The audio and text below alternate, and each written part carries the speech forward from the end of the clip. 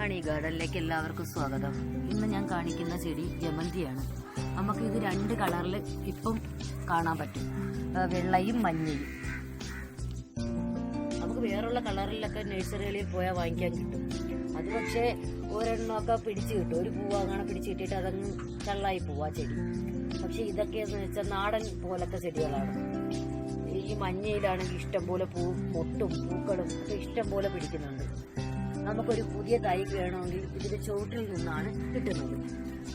ഇതുപോലെയുള്ള പുതിയ തൈകൾ വരും. അപ്പൊ കുറച്ച് വലുപ്പം വരുന്നുണ്ടെങ്കിൽ നമുക്കത് വേറൊരു കവറിലോട്ടോ ചട്ടിയിലോട്ടോ വേർതിരിച്ച് നടാവുന്നതാണ്. അപ്പം കൂടുതൽ മൊട്ടുകളും എല്ലാം ഇഷ്ടം പോലെ വരുന്നുണ്ട്. നമുക്കൊരു തൊണ്ടൊക്കെ ഉണ്ടെങ്കിൽ അതിന്റെ ചുവട്ടിലോട്ടൊക്കെ ഒന്ന് വെച്ച് കൊടുക്കാം.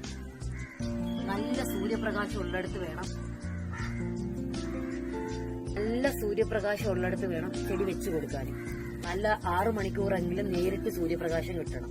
ബാൽക്കണിയിലോ സൺസൈഡിലോ ഒന്നും ചെടി വെക്കരുത്. വെയിലില്ലാത്തടത്ത് ഭാഗത്താണെങ്കിൽ ചെടിയിൽ പൂ പിടിക്കത്തില്ല, വെറുതെ ഇല മാത്രമായിട്ട് നിൽക്കും. നമുക്ക് നല്ല പൂവും ഇഷ്ടം പോലെ മുട്ടുകളും പിടിക്കണമെന്നുണ്ടെങ്കിൽ നല്ല വെയിൽ വേണം. അത് കണക്കായിട്ട് നമുക്ക് ഇത്തിരി വളം ഇട്ട് കൊടുക്കാം.